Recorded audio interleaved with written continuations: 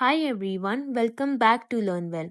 आज की वीडियो बहुत ही ज़्यादा इम्पॉर्टेंट है बीकॉम फिफ्थ सेमेस्टर के लिए, क्योंकि हम डिस्कस करेंगे मैनेजमेंट अकाउंटिंग यूनिट फर्स्ट को कि कौन से चैप्टर थ्योरी के लिए इम्पॉर्टेंट है और कौन से प्रैक्टिकल के लिए।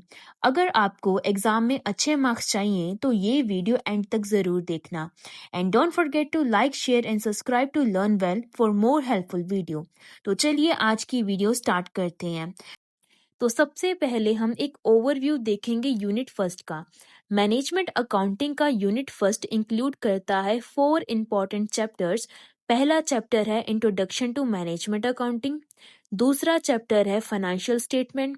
तीसरा चैप्टर है हमारा financial analysis and fourth chapter है हमारा रेशियो एनालिसिस। ये 4 चैप्टर यूनिट फर्स्ट का बैकबोन है, जिसमें थ्योरी और प्रैक्टिकल दोनों कवर होते हैं। तो चलिए सबसे पहले थ्योरी चैप्टर्स देख लेते हैं। चैप्टर नंबर 1 है इंट्रोडक्शन टू मैनेजमेंट अकाउंटिंग। इस चैप्टर में मेनली ये एक्सप्लेन किया गया है कि मैनेजमेंट अकाउंटिंग एक्चुअली होता क्या है, उसका ऑब्जेक्टिव, फंक्शन, कैरेक्टरिस्टिक्स, नेचर और इम्पोर्टेंस।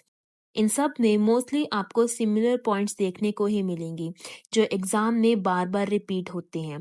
इसके बाद आता है मैनेजमेंट अकाउंटिंग का प्रोसेस और स्कोप, और सबसे इम्पॉर्टेंट है difference in between financial accounting and management accounting.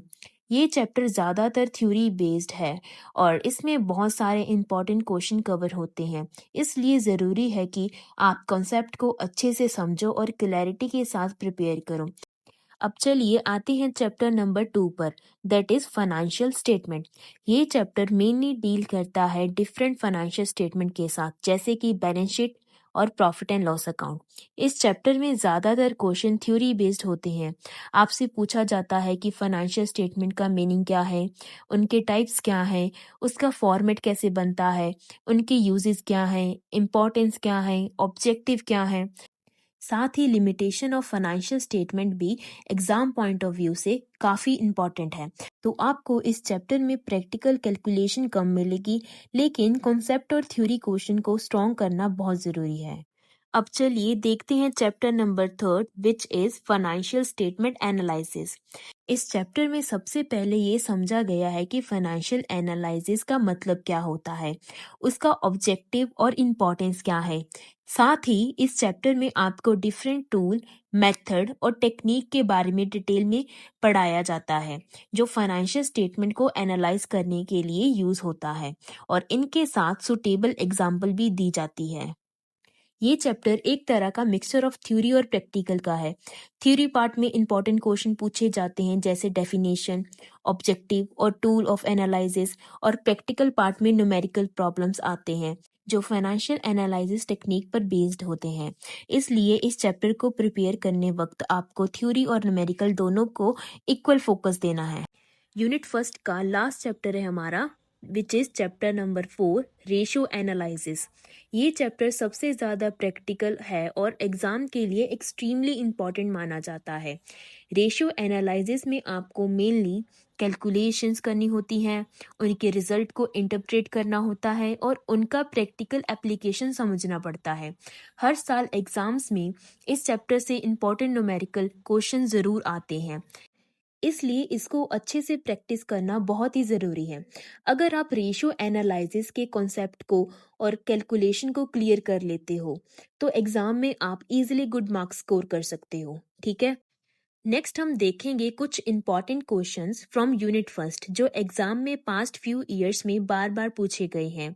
ये आपको क्लियर आइडिया देंगे कि कौन से टॉपिक्स पे ज़्यादा फोकस करना चाहिए और किन किन क्वेश्चन की तैयारी एग्जाम के लिए ज़रूरी है। 2018 में फर्स्ट क्वेश्चन पूछा गया था कि financial statement reflects a combination of recorded facts, accounting convention and personal judgement. Discuss कि फाइनेंशियल स्टेटमेंट में कुछ चीज़ें रिकॉर्डेड फैक्ट्स जो एक्चुअल में हुई हैं और कुछ अकाउंटिंग कन्वेंशन और पर्सनल जजमेंट पे बेस्ड होती हैं, उन्हें डिस्कस करें। And question number 2 is discuss the nature and scope of management accounting, how management accounting is different from financial accounting. Management accounting का नेचर और स्कोप क्या है, मैनेजमेंट अकाउंटिंग फाइनेंशियल अकाउंटिंग से कैसे डिफरेंट है। 2019 में पहला क्वेश्चन आया था कि मैनेजमेंट अकाउंटिंग को मैनेजमेंट ओरिएंटेड अकाउंटिंग के रूप में देखा जा सकता है। कमेंट कीजिए। यानी आपको बताना है कि मैनेजमेंट अकाउंटिंग मैनेजमेंट के डिसीजंस और प्लानिंग के लिए फोकस करता है, और क्या ये सच में मैनेजमेंट ओरिएंटेड अकाउंटिंग है या नहीं।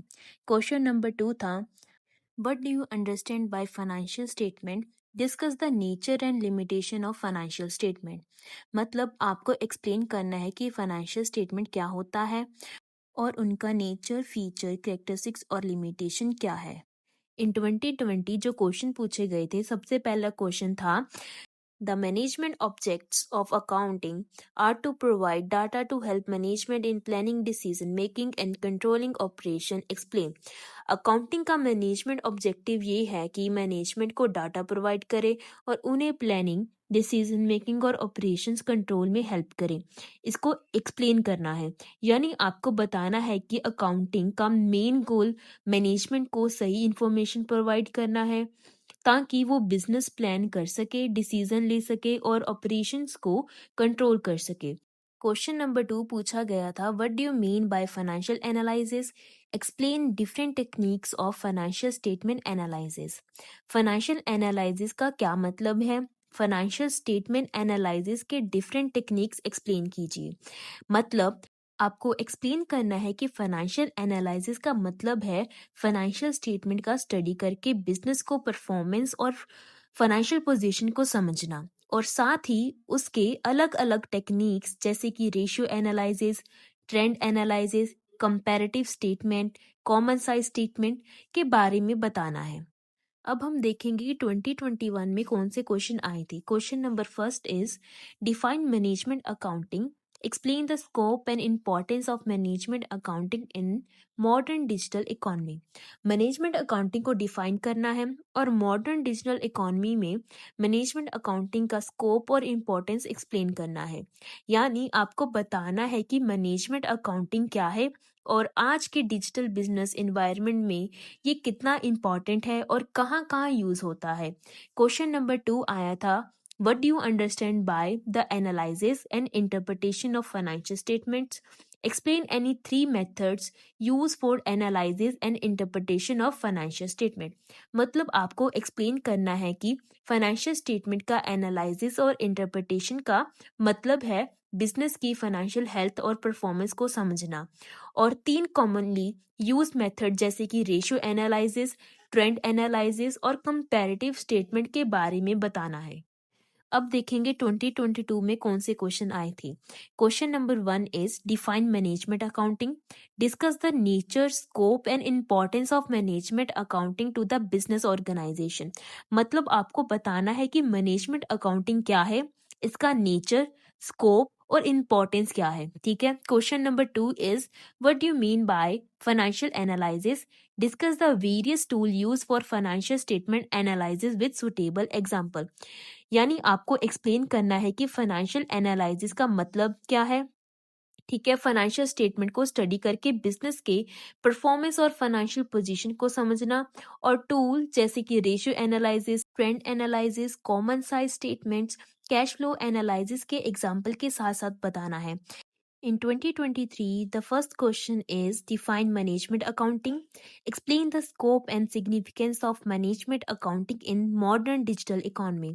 मतलब आपको बताना है कि मैनेजमेंट अकाउंटिंग क्या है और आज के डिजिटल बिजनेस एनवायरनमेंट में ये क्यों इम्पोर्टेंट है और कहाँ कहाँ यूज होता है। And question number 2 is, what do you mean by financial analysis? Discuss the various tools used for financial statement analysis with suitable example.